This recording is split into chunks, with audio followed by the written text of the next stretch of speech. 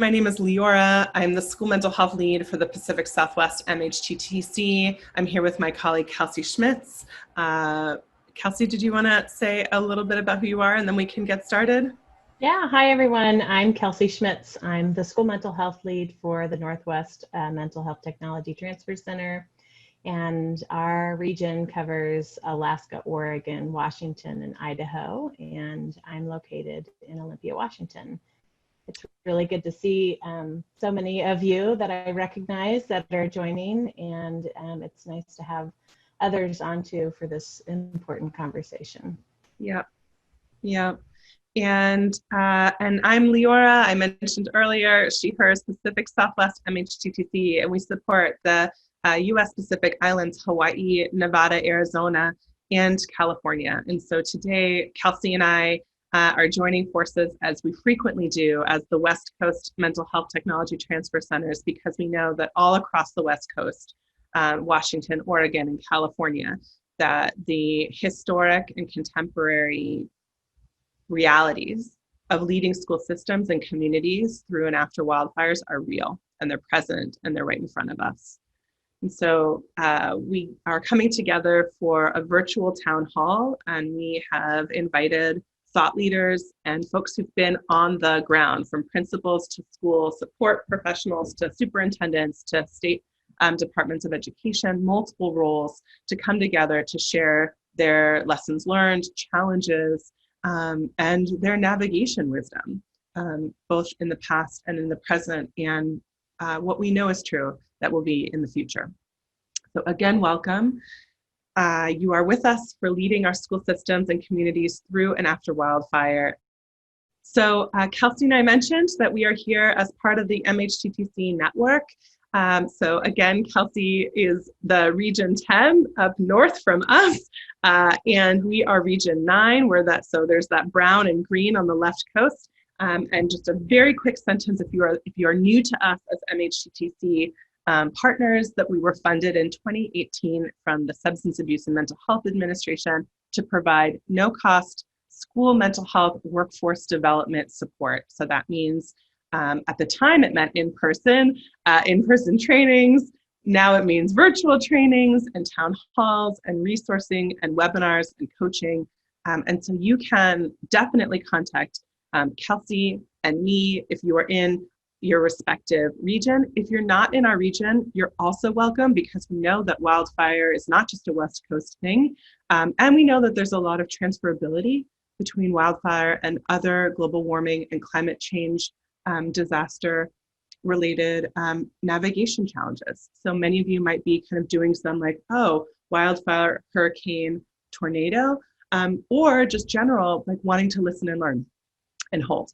And so if you are not part of our regions, you're still very much welcome. And if you're interested in getting in touch with your region, let us know, and we can definitely do a warm handoff.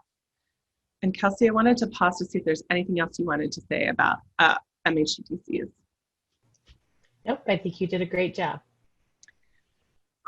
Okay, excellent. So on that note, this is the disclaimer that while we're grateful for funding by SAMHSA, that everything shared and expressed today are of the viewpoints of the speakers only. So that is our disclaimer. And again, we're grateful for the funding, and that today is a conversation and the opinions expressed are of the speakers themselves. We want to remind all of us today that we're bipartisan, and that again, every opinion expressed is really from the speakers themselves.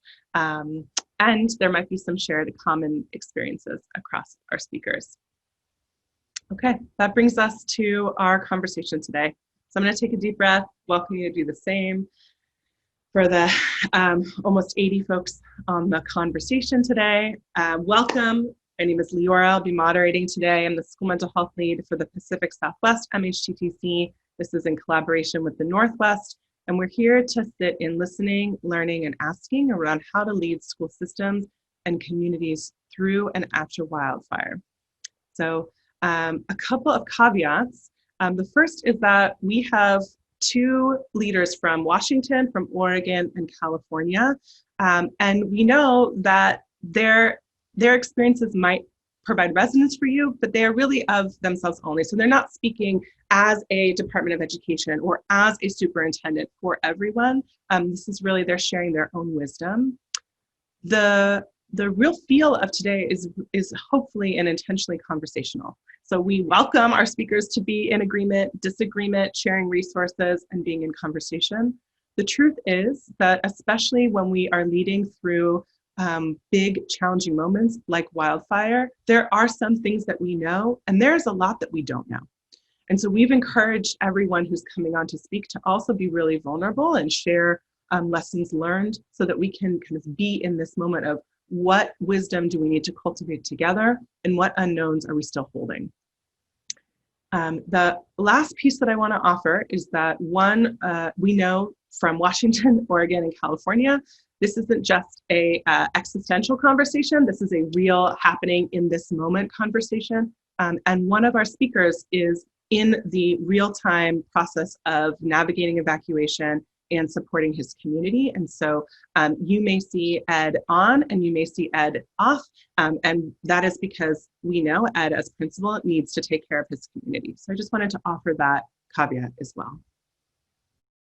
All that to say, I'm going to invite our speakers to come on to video. I'm going to stop the share so that we can focus on the speakers. And again, I want to say thank you so much to Matt and to Rachel and to Jeannie and to Grace and to Lori and to Ed. And I am going to invite you to go around. I'm going to make sure that I have my order right. We're going to go Ed, Matt, Lori, Jeannie, Grace, Rachel, and I'll remind that one more time, but we'll do Ed and Matt first. And so the question is, in this moment, nope, I'm going to do one back up. If you can introduce yourself, your name, your context, what brings you to this conversation, and one thing you're doing to regulate lately. So who you are, what brings you to this conversation, and what are you doing to regulate lately? So we'll go first Ed, then Matt, Lori, Jeannie, Grace, Rachel. So Ed, you're up, and Matt, you're on deck. All right, well, welcome everybody. I am Ed Navarro. I'm principal of both Rincon Valley Middle School as well as Santa Rosa Accelerated Charter School. We are located in Santa Rosa, California, which is, I'm sure you're aware, in the midst of the Shady Fire, the Glass Fire. And we also experienced the Tubbs Fire in 2017. So in 2017, I had about 127 of my students lose their home. The fire line was, the firefighters actually, my school was the fire line. Everything across the street is gone, and they were able to save my schools. So I lived it, and I'm continuing to live it again. We just returned from evacuation about 12 hours ago. And as I was saying in our pre-conference, there are still lots of sirens around and lots of smoke in the air, and I'm getting lots of text. So I may be in and I may be out, but I'm more than happy to share whatever I can, having gone through it and going through it again. What am I doing to self-regulate? I'm guessing you don't want to hear gin and tonics, but there have been a few of those. Really just communicating. It's really easy to pull yourself into a hole, and you know, for a significant amount of time, it's going to feel like trying to get a drink out of a fire hose, and everything's just coming at you at full force, and you have to be able to breathe. Yeah, you know, we get tired of hearing it, but put your oxygen mask on first. It seems so trite and cliche, but the reality is we really have to, so that we can take care of our staff, we can take care of our students, and we can take care of our community.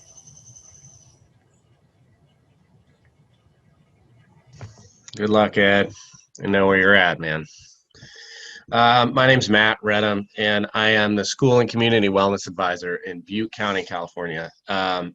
Butte County, California is currently the site of what we call the Bear Fire, or the Northwest or the West Complex Fire, which encompasses currently Plumas, Butte, Yuba. And we were the site of the Camp Fire in 2018, which included the devastation of the town of Paradise and the town of Concow in Magalia. I was originally I'm a clinician by trade, but I was a consultant for trauma-informed systems and and trauma-informed care. And I was also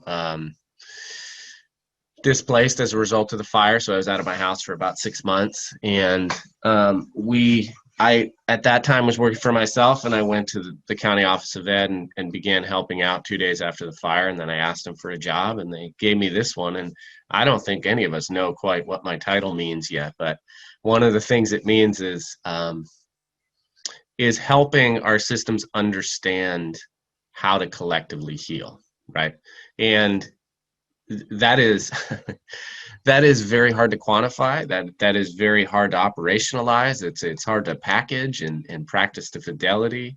And the reason that is because those things are not what's needed. What's needed are humanity in these times, and a sense of how do we balance what are innumerable needs in our communities that oftentimes are exacerbated by the context that existed before the fire happens. And so that brings me to the work, and at this point I don't know that I know how to do anything else. So I'm excited to be around people who are displaying their humanity and navigating what is, I know what it's dealing with is, there's nothing as intense and as stressful. So I'm just glad we all get a few minutes to just be.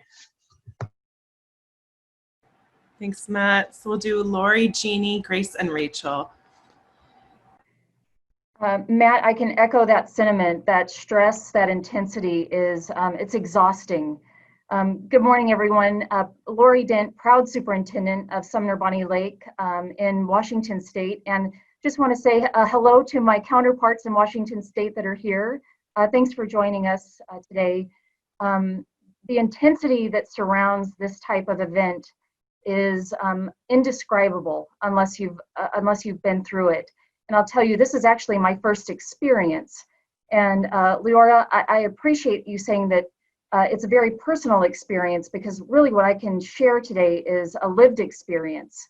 I don't speak for all superintendents, but I can definitely tell you that we train for an all hazards mitigation, but it quickly turns into an all human mitigation, and we fall back into what we value in this community, and we took care of each other, and we put our arms around each other and loved each other through this crisis.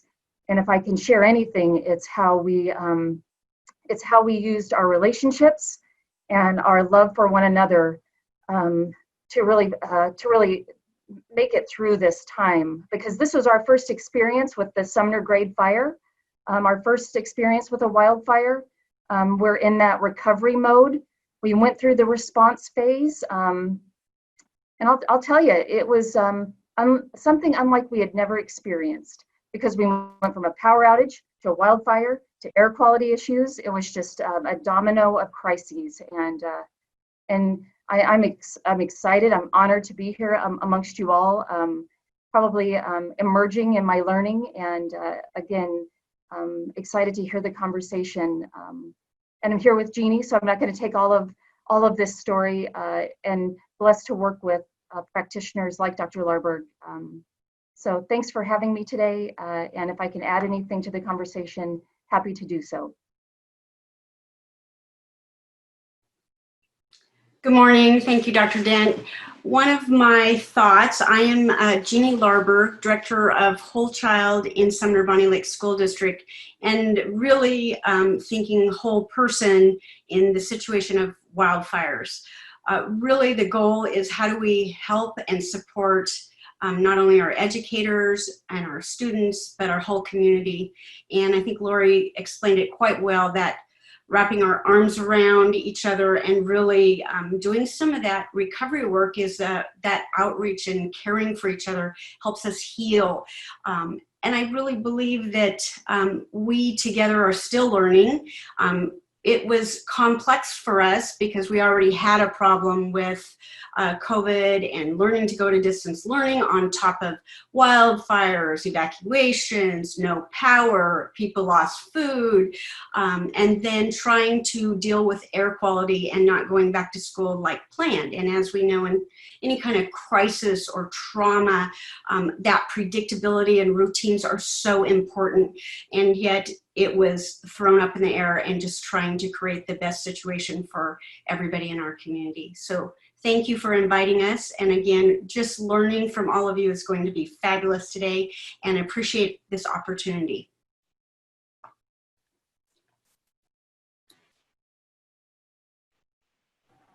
All right, Grace and Grace and then Rachel. So briefly who you are, what brings you to the conversation, and then a quick if you'd like to offer something that you're doing to help regulate. Okay, thank you so much for the invitation to be here to the Mental Health Technology Transfer Center, and hi to all the folks in Oregon. I see a lot of you popping up in the chat, so it's just a pleasure to be here. And it's a pleasure to just be amongst such amazing colleagues and partners in this work who I haven't met until today, but it's just really wonderful to be here. My name is Grace Bullock. I am the Senior Mental Health Strategist for the Oregon Department of Education. Oh my gosh, why am I here? So many of the whys have been articulated already, dealing with mental health issues in response to COVID, in response to fires and smoke, and it's just been a really overwhelming time. I'm in Eugene. I'm not that far from the Holiday Farm fire. The fires here, as I'm sure Rachel can speak to very eloquently, are unprecedented for our communities. This is something that's very new. They came very quickly and did a lot of damage. So really, I come to this department and this work having been a psychologist in private practice, having worked in schools, having worked in Flint, Michigan in response to the water crisis as a consultant, and thinking that I'd probably seen the worst of the worst in terms of communities that were suffering the ills of nature or human in the case of Flint. And I'm inspired because our communities are incredibly resilient. And you know, these are devastating events. They are heartbreaking events. And it's amazing to see how communities rebuild, how we come together, how we inspire each other. And so I'm grateful to be here today. One of my greatest concerns is our communities in Southern Oregon that have been hit incredibly hard. Our Latinx, our communities of color, our tribal communities have been very disproportionately impacted by COVID and now by the fires.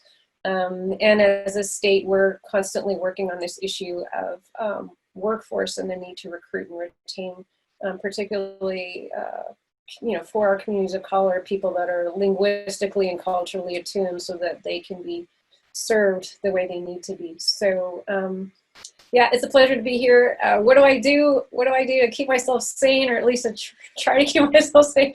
I have a dog you may see wandering around behind me. He's a big source of support, and I practice a lot of yoga, and I'm surrounded by amazing colleagues. Some of them I believe are going to be here. But I think that just the team that I am blessed to be a part of is a big part of what keeps me going. So thanks again for the opportunity to be here. All right. Hi, my name is Rachel George. I'm the principal at Sandy Grade School in the Oregon Trail School District in the state of Oregon. And in fact, there's a lot of folks that are neighbors that are on this call that are in nearby districts. So just want to give you guys a shout out. We also have a fellow firefighter, Bill Stewart, here on the line. He is a smoke jumper, or used to be, and now he's like their big MTSS school child approaching Gladstone. So we're in really, really good company here. Like Grace mentioned, my background is actually in fire. My last day in the Forest Service was just a couple days prior to starting my job as an administrator down in Southern Oregon in a community that was significantly impacted by the Biscuit Fire, which up until recently was one of our larger fires within the state of Oregon and the history of it. In fact, I lived at the ranger station for the first year when I was an administrator. So it's very much a part of who I am. It's interesting. We had our power shut off during this epic windstorm that they were anticipating in Oregon. It's the first time in Oregon history where PGE or a power company has been proactive has shut that down. And ironically, our little strip of highway and forest, because I live in the forest, it's not around as many people. It's kind of quiet. I like it. That we were kind of out of harm's way. It was a couple ridges over, but unfortunately, from where we stand at my building, we watched the Riverside Fire blow up and grow acre after acre and run 15 to 12 miles a day.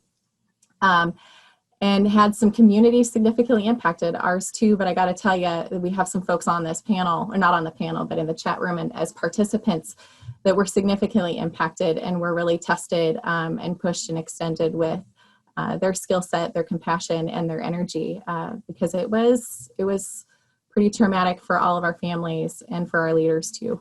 So really, really happy to be here. Really happy to be able to speak to both sides, that education and fire side, because this experience has really led me to understand that we speak very different languages and have a very different skill set.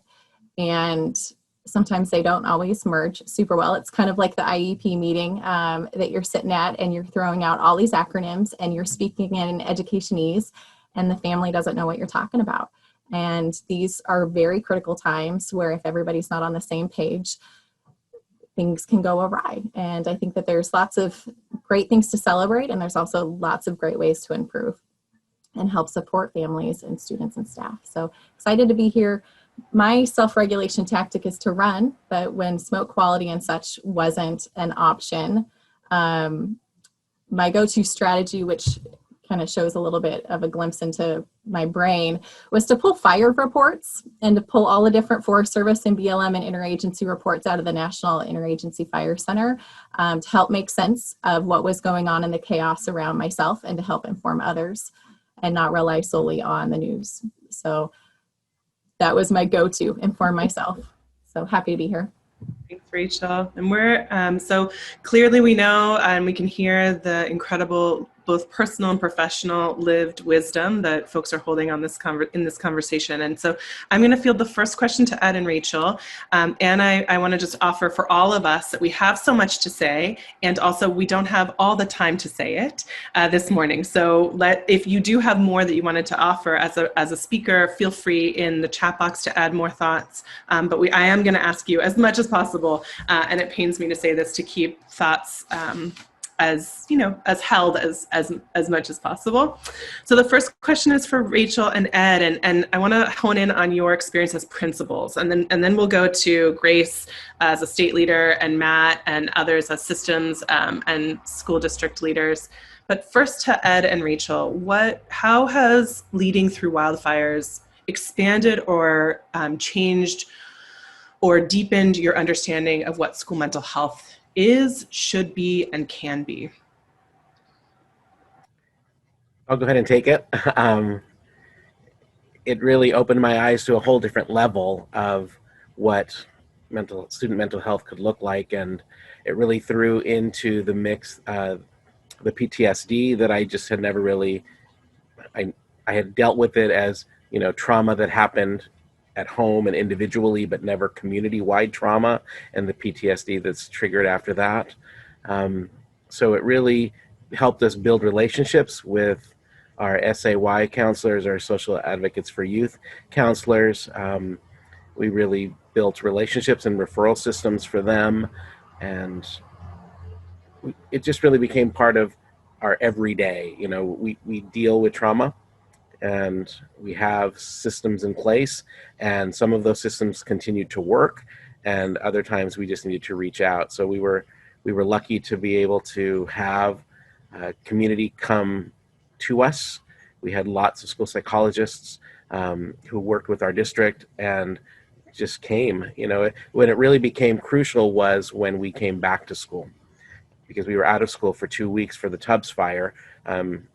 Back when we could actually go back on site. I don't know what it's going to look like this time around, where it's day by day and we have some systems in place, and hopefully they transfer to a web-based model, because I just don't know how we're going to do it. Thanks, Ed. So for me as a building principal, it really drove home the focus and the need to really dive in and just focus on people and safety. And people and relationships are always number one when you're in a building or in education.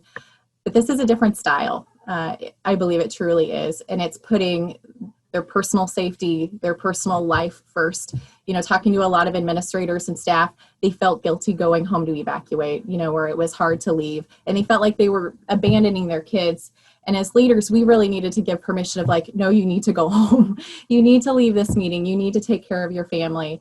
And even speaking with some administrators that were staffing relief centers or evacuation locations where Red Cross was, that was hard to then leave, right? When the evacuation orders were then updated and then they needed to leave and go take care of their family. And I think we just really need to remember to give that flexibility and to really state like, you need to take care of you. You need to take care of your family. You need to be able to process that.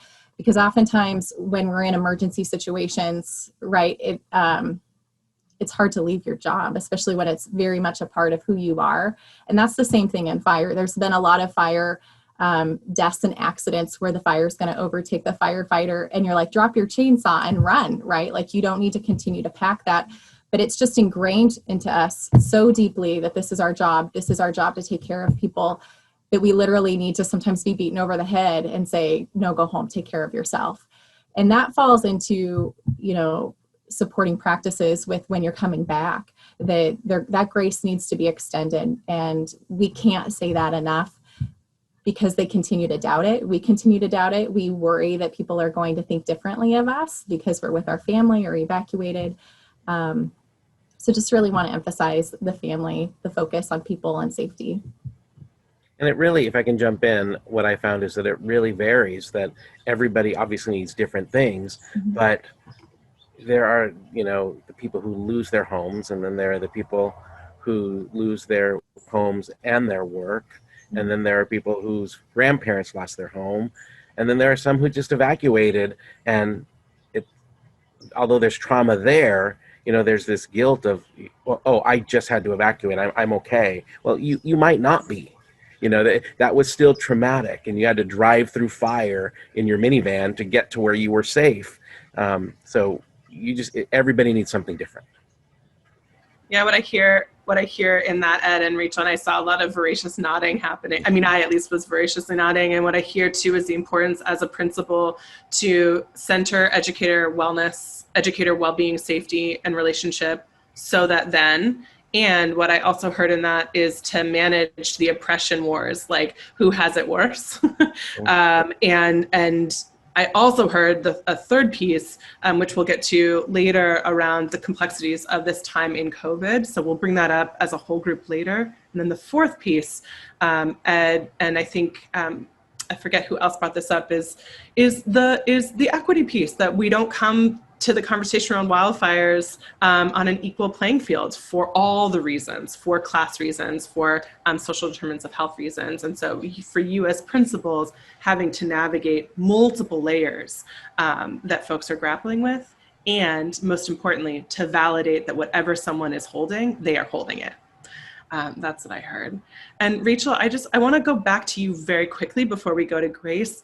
You are a unique person in this conversation because you've been in both spaces. You've been a fire professional. I'm going to use that term. You can correct me if I'm wrong. And now as a building principal. And so I'm curious if you might offer us what you've learned in code switching. What have you learned? What do you wish that school leaders knew from the fire perspective and from the fire perspective about school mental health? And then we'll go to Grace.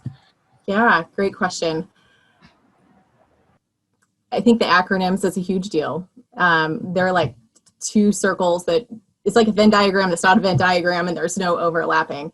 I think the overlapping that you could find is if you had gone through some of the FEMA ICS trainings in a command system, and those are processes that, you know, they carry across floods and natural disasters. That would be the one commonality. And that's if your district has spent some time with that process in doing natural disasters. The huge gap that I struggled with was that in fire mode, you're in initial attack, which is that first 24 hours of putting a fire out and trying to triage and figure out what's going on. And you don't have time to talk to the media or talk to the stakeholders. You're putting fire out, and you're doing it as fast as you can and trying to assess the needs and keep people safe. From the other side, there was a huge information vacuum, and there were some key stakeholders that had information, but not all the stakeholders had the same information. And it was incredibly challenging to make educational decisions about whether you cancel school, whether you delay school, whether you send staff home, when do you start school again, what's the fire going to do? And I think that that's also why I went into, and it drove my husband probably nuts, for I learned a lot about fire within a 2-week time frame, more than he ever wanted to know, to pulling the reports and trying to analyze and literally take the fire Forest Service information and translate that to help local folks.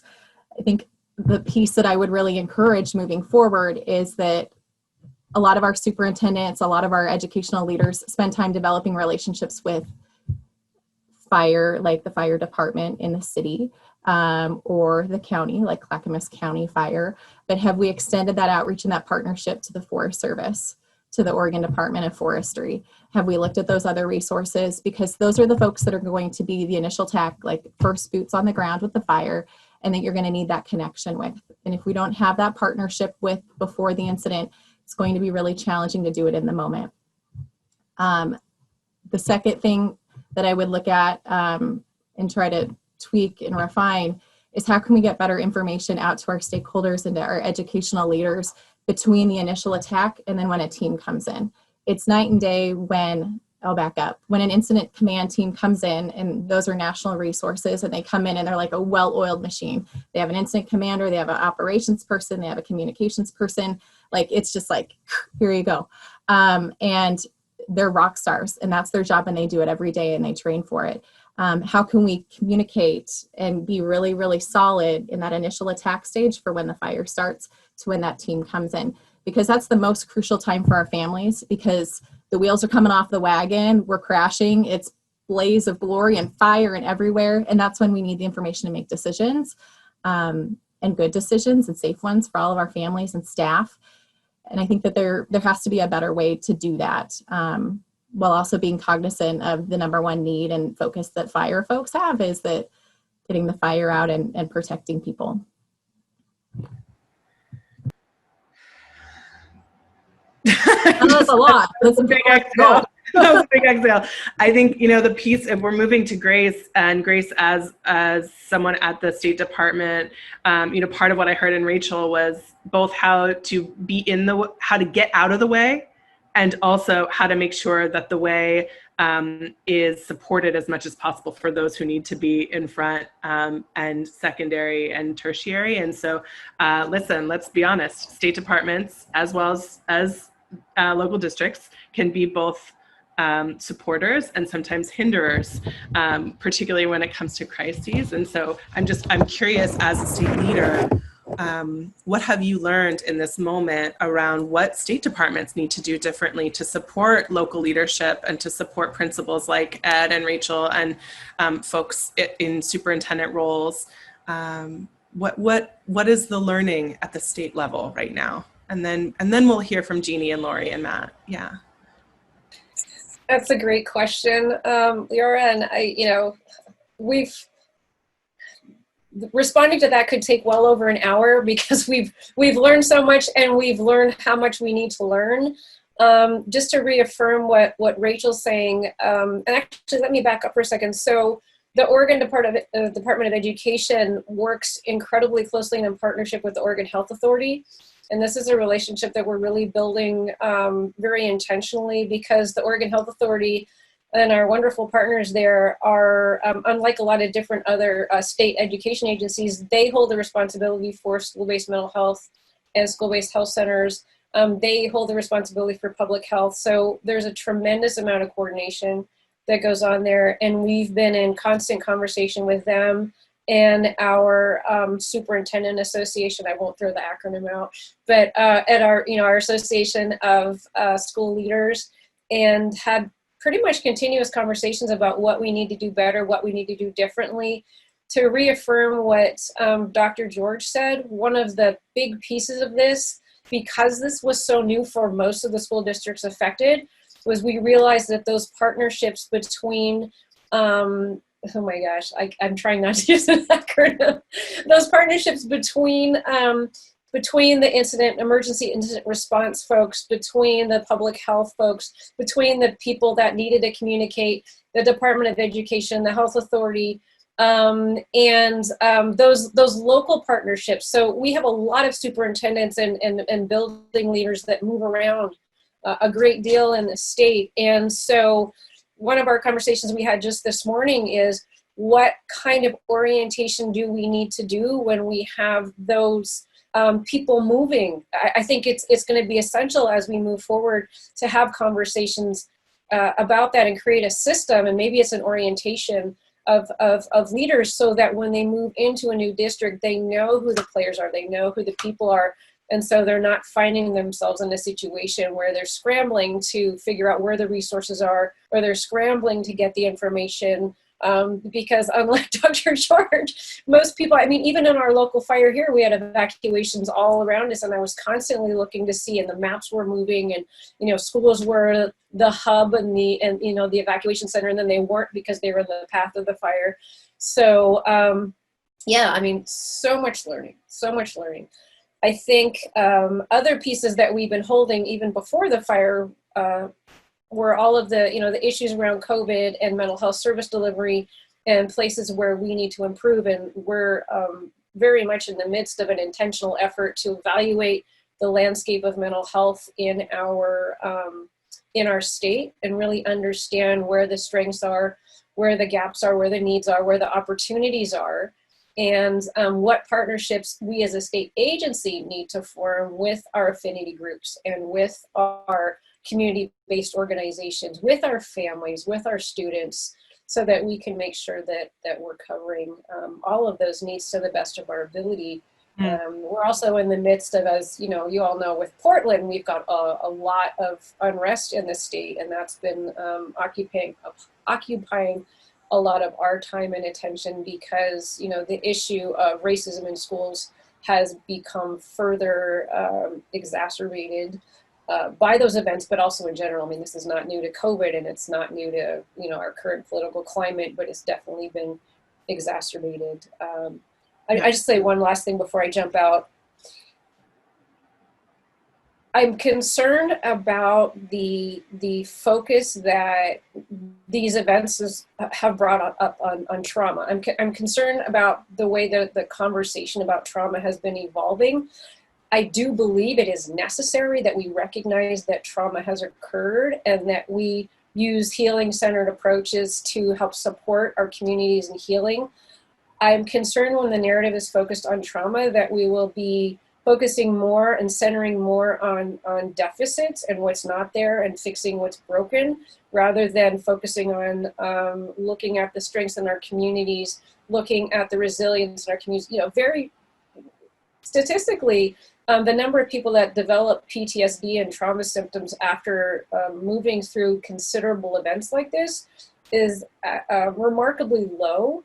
And I want to make sure that when we think about how to respond, that we're responding with solutions that honor and recognize the strengths and the capacities of the people in our communities, that we're there and fully equipped to provide services to those who need additional support, but that we're not centering the narrative around trauma, and that we're really elevating health and well-being as being the cornerstone of education, but also doing that through a strengths-based lens. And that includes partnership, it includes community. And so these are all of the things that we're learning, and we're trying to move forward as a state agency. And I saw a number of folks that popped up in the chat when this first started that are partners in that effort. And yeah, it's going to take a state, not just a village, I think, on this one to really create a culture of care and compassion and change, where when these things happen, we're able to address them from a place of humanity, particularly in a divisive time. Thank you, Grace. Yeah, I think that's such a wonderful segue to Jeannie and to Lori and to Matt, because we want to think about how what I heard from you so powerfully is how not to assume the deficit paralysis pathology, but to lift up the not only strength, not in a way to obviate harm, but in a way to focus and lift up and amplify the wisdom of many communities that have navigated big things before, big things now, and big things coming up. And I think Matt is that. Matt and Jeannie and Lori, if we move to student support services and superintendent roles, I think the question to what Grace brought up is, what does leadership, like what in your experience, what does leading student support services systems through a trauma-informed lens, through response, and then to recovery, what does that look like? And I know, Matt, you've gone through many different iterations of this. Ed, I'm looking at you too. This is for school systems, but this might be a time for us to think about what does leadership look like when there have been multiple things and when you have experienced one thing, and then how we can inform each other. So that was a very long question, but mainly, Lori, Jeannie, Matt, what does trauma-informed wildfire leadership look like? Systems in the response and in the recovery. And Matt, do you want to go first? Maybe you can take it first. Yeah, I can. I think. So I happen to agree with Grace fully that there's this very delicate line between how we name what we've really started just calling adversity, and how we recognize that it is a very complex, it's a very complex reality that involves, mental health, that involves pathology, but it also involves the realities that community exists in currently and have existed in. And so when we look at how does a system, for example, a system that in and of itself responds in very much the same way a human body does when it gets over capacity, right? So it either becomes incredibly rule compliant and rigid and hyper focused on the rules and policy and protocol, or it becomes very jaded and withdraws, much the same as a body does when it's under extreme stress. That you almost have to predict that however much work you have done on your system and the culture of your system, that it will be impacted to a degree that really you can't plan for exactly the reasons that Dr. George and others have mentioned here. You have to balance such complexity, while also, if you live in a rural or semi-rural area like we do, you are impacted as well. There's no question. And so we know in Paradise, 90 to 95% of teachers lost homes. Many of them drove through flames with kids in the back of their car. So you had multiple levels of impact, not just for folks in the burn scar, but folks in each and every system. And so the system is asked to engage in what we call trauma-informed system work, complexity thinking, which is to balance different realities, different needs, to often have to make choices that do not have a win involved in them, but that have the least worst option, and that is a part of the work. But also centering things like relational leadership, centering trauma-informed communication, really balancing how predictability and transparency can be lifted up in a time where there is so much we don't know. There are so many things happening at once in such a short amount of time. And this is just in the response phase. These things become equally as paramount as you move through what we call, what is called recovery and renewal. But you have to understand, there will still be large segments of a system, large segments of the community, that when other pockets are in recovery and renewal, they're still in response. They're still in a double wide trailer with 3 families to this day, almost 2 years later in Paradise. And it's hard to argue that they're necessarily in a place of recovery. And so as a leader, what we really recognized is to balance the extraordinary complexity of what you're trying to do, to be inward focused on having a read on how your system is actually doing, how your staff is doing. How do you even find out how they're doing? How do you keep track of everybody? And then you deal with the various needs that folks have. typically what people do not want right away is to talk to a crisis counselor at all. And if they do, they don't want to talk to somebody from the federal government. They want to talk to some face that they know. And we saw this happen time and time again. We'd have crisis counselors set up, staff would walk in and they'd come right to us, or they'd come right to and just start talking.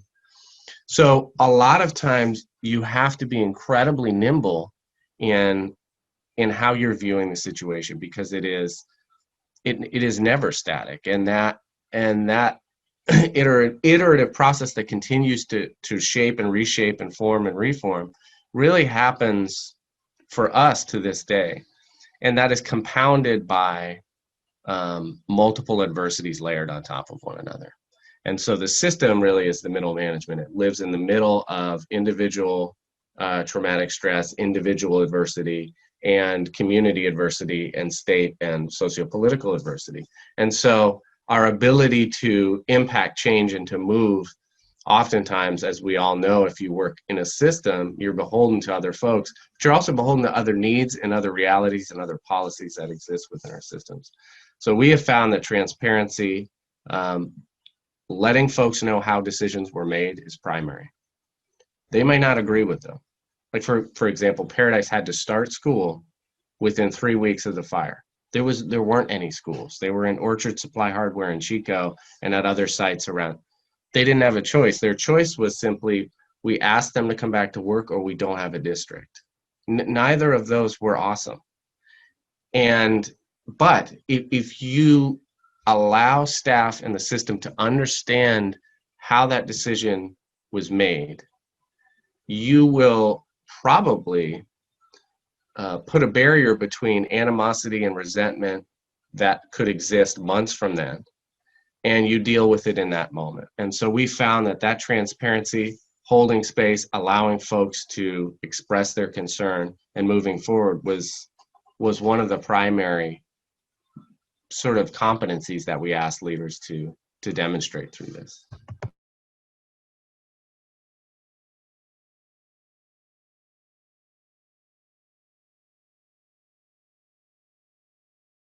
So, Jeannie, Lori, I know Matt just offered so much richness. I'm curious what resonated for you, what was different, similar, what's coming up, and please open it too if other folks want to talk about complexity thinking and transparency, etc. Jeannie and Lori. I'd like to go back to something that was addressed from the superintendent level. Rachel, I think you brought up something about the information vacuum. And if I could offer anything, it really does boil down to relationships. And I'm telling you that if you have a strong network of relationships, and I'm very blessed to have been in this district for 22 years, and and Jeannie, feel free to jump in because you're such a great partner with me. But even when I became the superintendent, from day one, it's about developing a network of resources that you can fall back on, that when things like this happen, you do get in the way. As a superintendent, I protect this district like it is my family. And I call the police chief, I call Bud Backer, our fire chief, I call the mayors, knowing that they are so busy. I need information. I need evacuation maps so that I can give them to our GIS expert, so that at the height of our evacuation, I knew that 1,701 students were evacuated. And I become human very fast and know that school is not a priority, but being a human is. And we had to delay school for a week.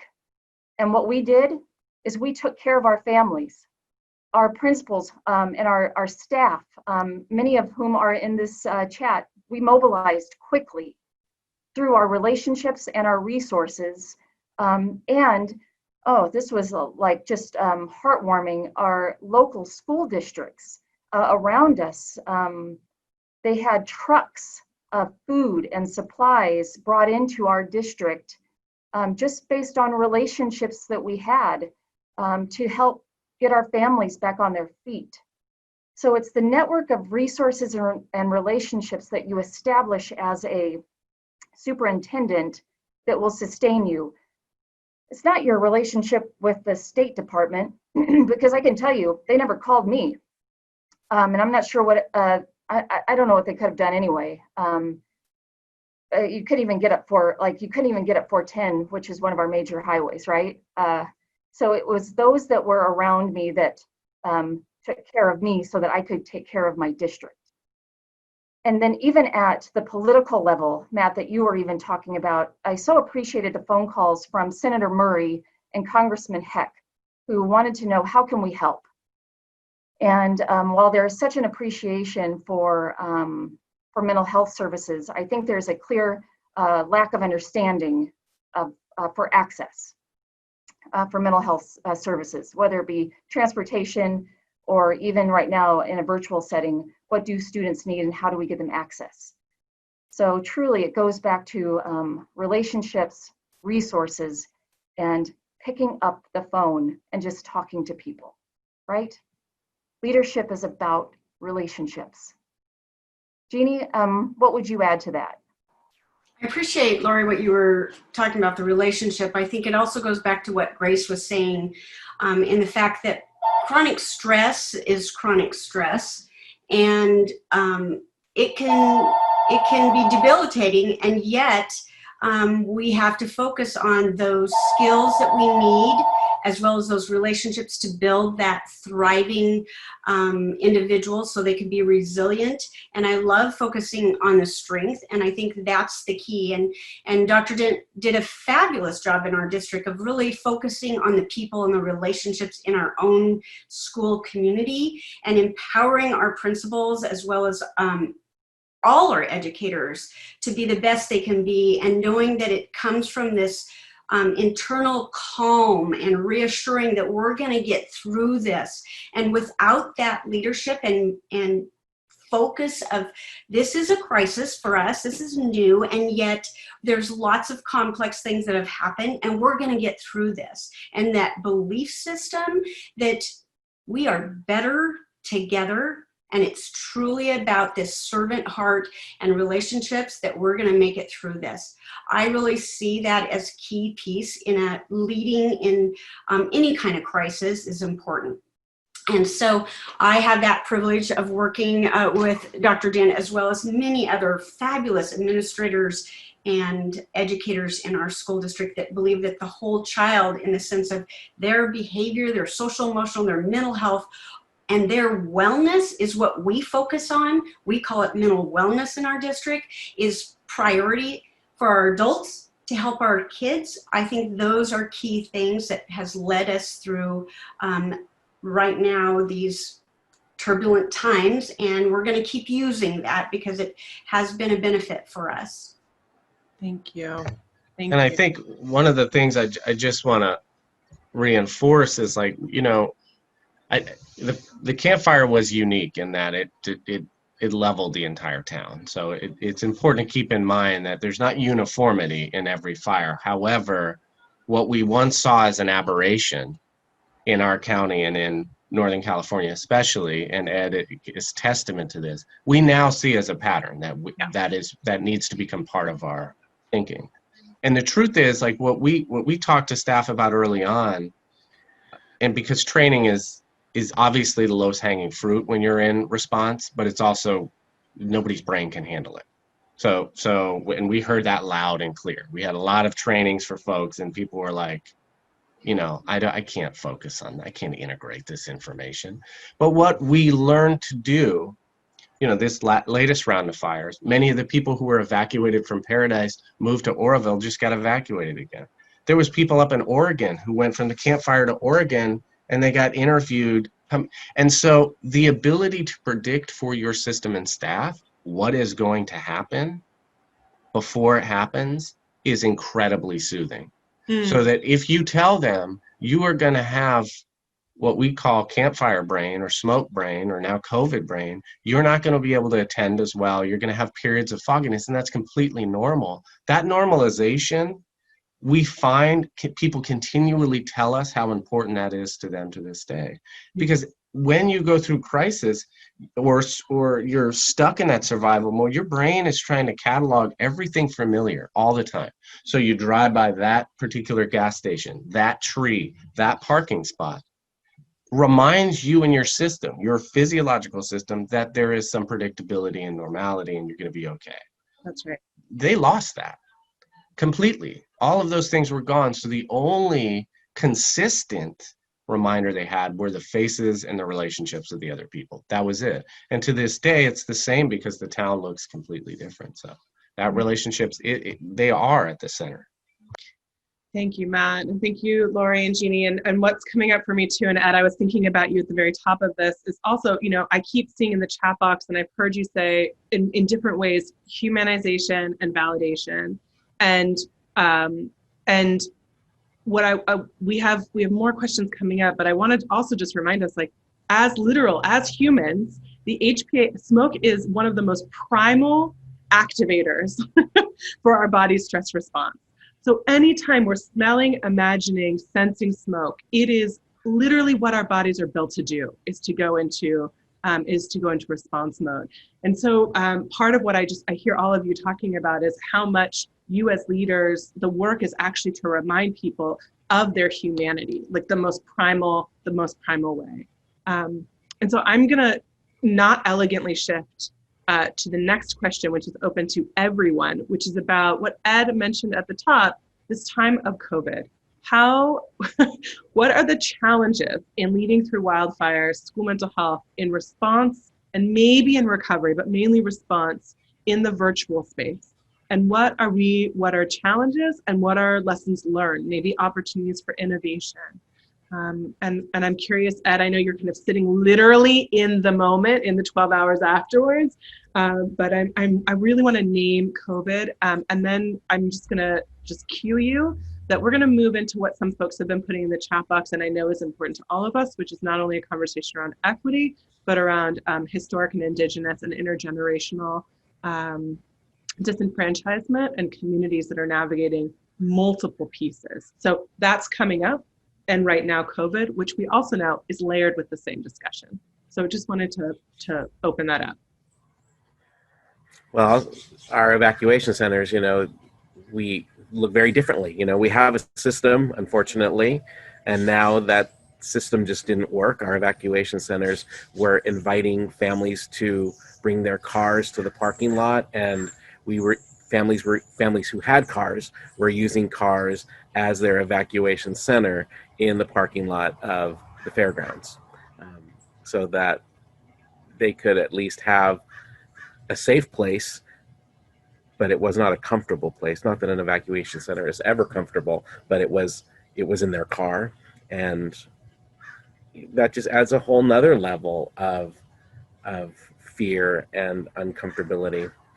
And now I think about how are we going to build those relationships with our kids. I know how important it was the last time to, one of the stories that hits me deep in my heart is when we came back to school the first time, and there was a student that I had that, he was a great kid, and I had a relationship with him, and he got out of his car and he was kind of bouncy and happy. We had lined the streets, my teachers had, with signs just of welcome, just to create some kind of, happy space for our kids when they first came back.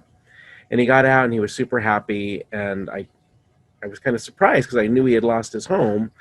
And he walked through the line, and then he saw me, and he just ran towards me, and then he just hugged my arms, and he just said, I just need to tell you, I lost my house. And he just started crying. And, here's an 8th grade boy who you don't really, I have a relationship with him, but I didn't ever see that level of emotion from him. And I just remember, I just had to hold him and let him know that we were here and we were going to do what we could. And I knew it was tough. How am I going to do that this time? Now we're in am I going to give a hug through a screen? I don't know how I'm going to do this.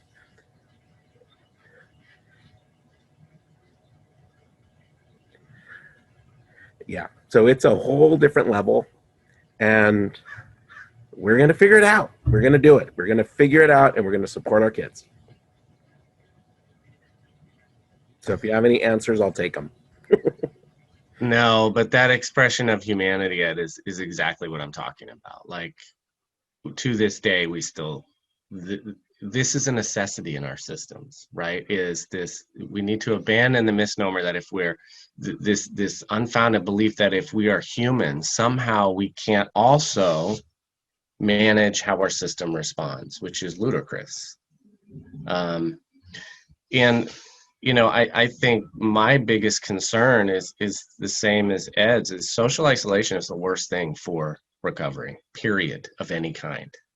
And we focus, you know, there's a lot of focus on the concept of self-care, and we've really tried to move away from that language because we don't heal as human beings as a self. That is, you know, it's not that these things aren't good for us. Like, I look great in yoga pants and I can stretch to my knees. It's a great thing. However,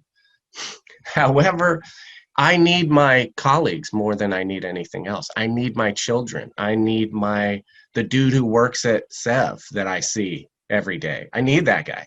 And so we have really shifted to this place where, how do we begin to think about maintaining connections when we are not in the same room? And I'd be lying if I said that is complicating things to a degree that is you almost feel completely helpless, because we can't even figure out how kids are doing. We're using Kelvin, we're using Care Solace, we're using technological, you know, innovations to try to get a sense of how kids are doing. But it is painful, because oftentimes when we're under duress, we go to what we're competent at and we have mastery at, which is, how are our kids doing? And I know this kid. When you can't even find them, That's right. to staff, it's just another blow to that competency. Rachel and Jeannie, Lori, Grace, like, what's coming up for you up north? Maybe you have wisdom for us down here in California. Well, what's interesting is that Ed, Jeannie, and I had this exact conversation just a couple days ago about how do you reach kids in this virtual era right now, in a recovery, in a time of recovery, and it's just killing me. And Jeannie, it's just interesting that Ed brought this up, because we were talking about this in a normal time. We would bring kids together, we'd bring staff together, we'd be out and about trying to help staff heal and recover. And it's like, what do you do? So I so appreciate the conversation right now, because it actually makes me feel a little normal, like I'm not the only one going through this. So thank you. But I don't know what to do. And so just to hear you say that from someone who's been there is comforting. I love an answer. But it's funny, Jeannie and I just had that conversation. I think that's exactly the hardest thing of this, that's the complexity of it, is that not being able to know that every child and every educator in our entire district are okay. It's just so hard, no matter how we try to do this Zoom virtual empathy and all those, it's just so hard. And as our community reached out, I'm thinking of a couple situations. We're so worried when people started bringing all this food to our buildings. We're like, do they have masks on? Do they have gloves on? And people were getting this panic feeling of, we got all this structure, and some of us, I heard over conversations over time, like, who cares? It's really about taking care of each other. And I know we did everything we could to safeguard, but in reality is really that human touch, that touch of our hearts and that relationship. We're hurting. We're hurting not being able to be there. And I think that's the hard piece. Yeah. And Rachel, I saw you unmute. Yeah, go ahead. Yeah, this is something that I struggle with, and you guys are spot on that there is no easy answer. And having that isolation is a huge, huge barrier and a challenge. It was a barrier before wildfires hit, let alone historic ones that we weren't anticipating in certain areas, especially on the west side of Oregon. And my staff, actually, I appreciate this. They really called me out, and they were like, we need more time together. we need more meetings. And I'm like, want more meetings? Who wants more meetings? I can put this in an email, even though they don't have, I mean, they have access to email. They can check it whenever they want. But they were really outspoken. They wanted more time together. And even with that being virtual, that was better than nothing in their opinion. And so usually we might go once a month with check-ins, with kind of social events. And that was something they wanted to embed in a weekly basis, or on a weekly basis, and to be able to check in. And so we've incorporated that consistently on a time frame that worked for everybody. It's not mandatory. They do fun activities, or they just chill and talk virtually and be able to connect, because we are in a comprehensive distance learning mode. Our district is all virtual at home. A lot of the metro areas in Oregon are. Some of the rural areas are just starting to open up with just K-3. But a lot of distance learning and a lot of isolation. Even if you're teaching from the building, you're alone in your classroom with the door shut. So that's been really helpful. We've also incorporated weekly check-ins. Every Monday, our staff does a check-in about, hey, how you doing? What are some celebrations? What are some things you're struggling with? What are some things that I can do to help? And then I follow back up and I check in with folks, and people have been really honest about areas that they're really rocking it and some areas that they could use some more assistance. You know, this last week, self-care was a big topic that came up. And that's a fantastic thing, because we've been talking about that a lot over the last couple of years. So I'm always really thankful and proud of them when they can identify that. So we'll incorporate some more of those practices. But it's a trial and error. And I think, you know, it goes back, Lori, to your point about relationships and knowing your community, and asking them, right? Giving that opportunity for voice and what their needs are. And also understanding that we don't have to have the answers, and that they can probably solve it themselves if you open up and have that forum for how would you like to connect? What are the things that you need? And then you can brainstorm some of those different parameters. Like they wanted to do a potluck, bless their hearts, like last year. I'm like, can we do a virtual potluck? How might that look? So just, you know, clarifying questions, but they're so innovative that they do great work when they have an opportunity to share their voice. Thanks, Rachel. Mm-hmm. Grace, did you have a quick, I have a last question for us that I want to hold time for, because it's coming up in the chat. So I'm not sure if you have a quick. I may be your segue. We'll see how that goes. But yeah, just so much beautiful communication, and just, you know, like what Matt reaffirmed and others did as well, that social isolation, I think, has been our biggest demon through all of this. In that, from a mental health perspective, from an educational perspective, the strategies and the tools and the things that we would do, reaching out to kids, reaching out to families, reaching out to each other, all of those things have been really impaired. And it's hard to heal in community when we can't be with our community. I think that, you know, thinking about it from different perspectives, the human perspective, the state perspective, one of the things that, you know, we're doing a lot in our team is just holding a lot of space and grace for people to be where they're at when they show up. You know, one of the interesting things about COVID is that I see my colleagues' kids now. I see their dogs, and I mean, there's just ways of getting to know each other that we've never had accessible to ourselves before. We're using a lot of humor. We're just having to find humor, because this, let's face it, I mean, this is some of the hardest times that most of us have lived through as professionals and as humans with our own families. And just holding a lot of space and grace around agendas. I mean, I can't tell you how many times I've walked into a meeting with an agenda and decided that, you know what, I think it's just better that we hang out and see how we're doing and make sure everyone's okay, and have, you know, we text each other, how you doing? Are you okay? If you see someone in a meeting who's looking like they're, you know, having a rough time, reaching out, because even though we can't connect in person, which I do believe, you know, physiologically and psychologically is what is, you know, needed, there are a lot of ways that we can reach out and create a lot of space for those human connections in these times. And I think that everyone here is probably doing some wonderful, beautiful, innovative things to make that happen. But I think the biggest gift we can give ourselves and everyone else is just a lot of space, a lot of grace, and just hold that space and make that be okay, rather than pushing through agendas and academic content and making sure that, you know, that's done. I think that, you know, in the absence of health, nothing else is going to happen. So just centering around that. That's right. Thank you. Oh, I forgot my segue, but go. Okay. So, you know, I'm naming this. So obviously if I'm going off script, but I'm also responding to what came up in the chat box and responding to what needs to be centered. And so we've got about 10 minutes. So I'm going to really offer us to be attuned and thoughtful about our contribution to this question around equity and justice in the context of leading school systems through wildfire. And particularly, Ed, you mentioned, either it was Ed or Matt, forgive me, who mentioned, students lost their homes if they had a home. And I think that piece around what are we coming into the crisis with or without, and what are we creating and navigating with as school leaders, with a very sharp critical analysis of class, of access, of resourcing, of privilege. And so it's a big question.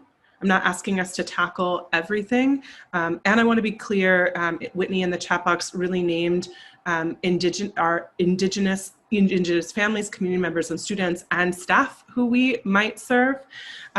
So I want to kind of layer that on and offer you to add one piece of learning in that very complicated question. One piece of learning or knowing in that complicated question. Go ahead. Go ahead. Yeah, I mean, for us, it was simple. I mean, we learned that you can't be reactive with racial consciousness. It's not going to happen. If it hadn't happened before the fire, it's not going to happen during. And so what we did was we took that reality and we basically pushed on our system to address racial and social justice. And we used our data and our statistics that exist far beyond the fire, exist in expulsion and discipline rates, especially in my county. And we said, look, if we're going to heal equitably, we have to do the root cause of why we're in this position, that most of the people who had to leave Paradise and could never come back because they didn't have, I mean, these are the same marginalized families that sadly, there's segments of our community that, wipe their brow and said, well, they're gone. This is great. So we ask our system to be critically self-reflective when it comes to what we have seen. And we use the crisis as another impetus for us to address something that we've been terrified to address typically in our system. So. And what I found was a lot of our families who were lower socioeconomic, not only did they lose their homes, but they lost their place of employment as well. And where I had our fire was very unique, or maybe not so. It was what I'm trying to say is that it came up over the crest of the mountain. It devastated one of our more affluent communities. It came down the side of the mountain, jumped the freeway, and damaged some of our lower socioeconomic communities, and then also our, general suburban community. I mean, it really crossed all barriers. So our affluent families, many of them either had the ability to rebuild or the means to relocate. And our lower socioeconomic communities were forced to relocate without having the means to do so. And we saw that was really, really hard, because where were they relocating to? It wasn't good. It wasn't good, but it was at least someplace. And it was really hard if they were able to relocate within the same community and still continue to go to school with us, they went from a bad situation to a terrible situation to now one that wasn't good at all. And how do we support that is really how we struggled. And we created space at school. If you need a place to do homework, I mean, we understand that you're living in a household with 4 families who are all in a bad place right now. So we just try to create space for them and support them in that respect. I just want to make note, and this is no shame, no blame, of the fact that this panel is composed of people that are, for the most part, entirely white, and that one of the things that we're finding, I mean, we hear stories constantly. We hear stories of migrant families who had to flee Southern Oregon, migrant and Latinx families, undocumented families, scattering across the state. You know, their school folks who know the families well, they can't find them. The families are afraid to go looking for FEMA funds because they're not documented. They're staying with relatives and living in their garage because they're in Section 8 housing, and they're afraid that if they're found out, then the whole family is going to get thrown out. I mean, our Indigenous families have been disproportionately hit by COVID, and then fires, and then floods. And so I think the point I'm trying to make is systemically, we have huge lifts. And I think that probably the most tangible thing that we can do in the moment is elevate the voices of those that are affected. And I mean, I think it's great that we can try from our places of privilege in our agencies and our districts and our leadership roles to make sure that we're paying attention to equity, make sure that we're centering equity, make sure that we're practicing equity. But ultimately, I think from a trauma-informed perspective and everything else, we have to give our communities of color voice and choice. We have to create opportunities for them to be heard, because the dominant culture it's white, and it's going to be white for the foreseeable future. And if we're really going to truly serve our families well, we have to create opportunities and listening sessions, and we're doing this. But we have to create opportunities to have them be heard and really honor that. It's not just like, okay, we're going to give you a listening session. Lovely. Thanks. Thanks for playing and see you later. No, we have to create and change our systems. And we're working really hard with the Oregon Health Authority to look at different solutions, like how can we bring traditional health workers and community health workers and trusted partners into the equation of mental health, so it's not just the predominantly white workforce of mental health providers that are serving our families. We've got beautiful resources in communities. We have faith leaders, we have healers, but they're not recognized because they're not part of our traditionally, white centric, and I'm part of it. So, full disclosure, but we've got to recognize the people that are supporting our communities of color and elevate them and elevate the voices of our communities so that they're served. Because what we're doing now, what we've done traditionally, it hasn't worked, and it's nobody's fault, but I think it's about time that we start really paying attention to that in a meaningful way and make some systems change. And that's part of what we're doing. So, yeah, I'm sorry. I'm preaching. You're not sorry. There's a lot of resonance, and I want to, before we move into our close, I'm grateful for the wisdom of Brittany Packnett-Cunningham, who at the top of COVID said, "We're all in the same storm, but we're all in the storm in very different boats," and to think about how that then informs this conversation, not only in identity, positionality, and historic. Both disenfranchisement and dehumanization, to bring that up, but also in the way in which we lead students differently, educators differently, principals, superintendents. I mean, there's been so much, both what are both the shared and how are also the different leadership practices. And that's been the through line in this whole conversation. And of course, I want to be really clear, and I hope that there's head nodding to this, that there is in no way and no how attempt in 3 minutes to do a full unpack of the 16-19 pandemic in the context of the COVID-19 pandemic, and with the layer of wildfire. And so especially if that in the chat box, if that's coming up for you, and or if you are someone who would like to offer your voice of experience, please in the chat box let us know, so that we can make that happen. I'm taking a breath because I'm punctuating, and we're gonna do a rapid round. This is a rapid round, really rapid, of if you were to tell your past self before wildfire leadership, if you were to tell your past self one thing, what would it be? And I'm just gonna go on my screen. So we'll do Matt, Rachel, Jeannie, Ed, Grace, and then end with Lori. If you were to tell your past self one thing before wildfire leadership, what would it be? Matt.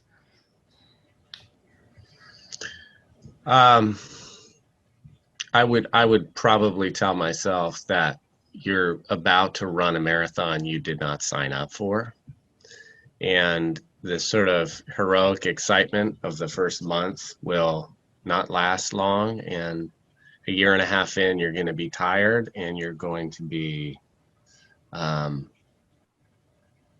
angry still, and you're going to be confused at times, but you will be changed in a way that will exemplify that sort of resilience and that sort of growth and that strength that Grace and others were talking about. So I would just like a little pep talk, you know what I mean? Like squirt the water bottle in my mouth and then on. All right, Rachel. Mine would be that anything can happen. Just because it hasn't happened before doesn't mean that it won't in the future, and that we need to be ready. We saw coastal areas burn. We saw national forests that I've worked on and lived in that we call the asbestos forest go up in flames, like California. Things are unpredictable and you just need to be ready. Thank you. Jeannie? I think one of the pieces that I'm thinking encompassing everything is giving people grace, as well as myself, that sometimes we're just not going to know everything and be able to do everything just perfectly right. So grace is one of my thoughts with the combination of all these other stressful events that have happened. Thank you. Ed, past Ed. I would tell myself about the longevity of this. It doesn't end when you think it's going to end. It just keeps going, and everybody's healing at a different rate from different things. I wish I would tell myself there's never going to be an answer that's the right answer for everyone, because everyone is looking at this from a different lens, and that's okay. Lead from your heart, get the information that's available, and make decisions, and things that you can stand behind, because you're going to have to stand behind them. Beautiful. Grace? I can't tell you how many meetings I've sat in the last, 9 months, but particularly the last few weeks, where I've been thinking, as recently as this morning, oh, I should have thought of that. I should have thought that we needed to connect superintendents with emergency resources and all these people. I should have done this and I should have done that. And I realized that, I'm shooting all over myself.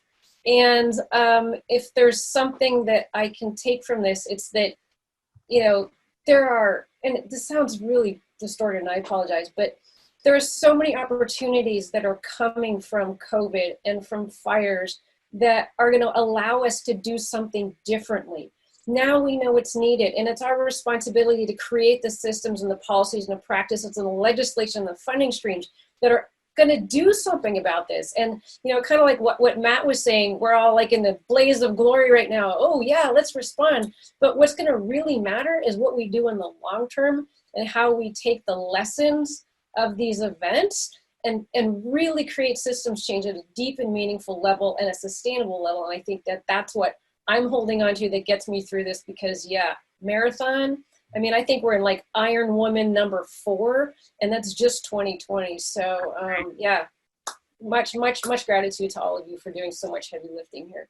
Thanks, Grace. All right, Lori, last short, sweet to past Lori advice.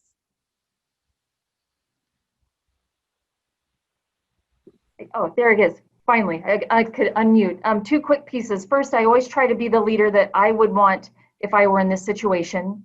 And 2, I would try to get more sleep. Thank you. Oof, that is real. Well, I want to say on behalf of myself, the Pacific Southwest and Northwest, we want to say thank you. I really want to offer everyone in the chat box for support of our speakers. If you can, you've already been doing this so beautifully and generously. If you can put in the chat box a takeaway, something that you heard, something that really resonated, or a piece of learning that you'd like us to continue moving forward, so that Matt and Rachel and Jeannie and Ed and Grace and Lori can get some resonance, can get some affirmation and validation of their own humanity. And of course, we'll send this to them. We're hearing over and over again, thank you. Leadership is relationships. Lots of gratitude for your wisdom and your leadership. So I'm going to wait until some come in and allow the speakers to take a breath and read some of what's in the chat box. So continue to put your perspective in. And I just want to offer, see Darcy, amazing. You got the capital all caps. I want to offer one piece, which is that so we'll be posting on the event site, we'll be posting this recording, and we did start to collect some resources to support you moving forward. There's actually some really good recent research on the impact of wildfire and mental health that just actually validates in print what we know in our bodies, but also important to have that. And we also want you to know, I'm going to end here knowing that there are helplines at the end as well if you need support. And we will stay on for about 5 minutes after the hour, though I know that many of you need to exit in case you have questions or you have other pieces that you would like to name. But again, Kelsey, I'm going to invite you to come on video. And I want to say on behalf of the Pacific Southwest and Northwest to our speakers, we are so grateful for you. Ed, we are with you. I know you are in it. So what enormous generosity to carve out this time. And we're all with you. And on that note, we're going to close for today. And if there are follow-ups that you would like, more extended conversations, please let us know. So again, Rachel, Lori, Jeannie, Matt, Ed, and Grace, much gratitude for your complex, deep human and rehumanizing leadership with us this morning. Thank you. Yeah, I just want to echo what Leora said. Just a really important conversation to have, and appreciate all your leadership and your care and compassion, and really insightful and helpful. And I can tell from the chat and the interactions that we've been having throughout that this has been extremely meaningful for people that joined from all over the country. So thank you again. All right, well, with that, we are going to stop recording. Rachel, Lori, Jeannie, Matt, Ed, and Grace, if you need to exit, we understand. Kelsey and myself and our team, we're going to stay on for about 5 minutes to just see if there are follow-up questions that are needed, but we're so grateful. Thank you. Thank you all for your support. I really appreciate it. And as generous you're saying this is, it actually was really helpful for me to be in this space and to talk about it and be with people. So I thank you all for your contributions. Yeah, thanks everyone, and good luck, Ed. We are with you in spirit. Yeah. Thank you, everyone. What a great opportunity for people. I really appreciate it. And likewise, thank you. So good to know we're not alone. I mean, it's a sick, twisted thing, but it is like, oh, thank God. No kidding. That's good to know. Once again, I'm not insane. All right. All right, wonderful. All right. Take care, everybody. Thanks, everyone.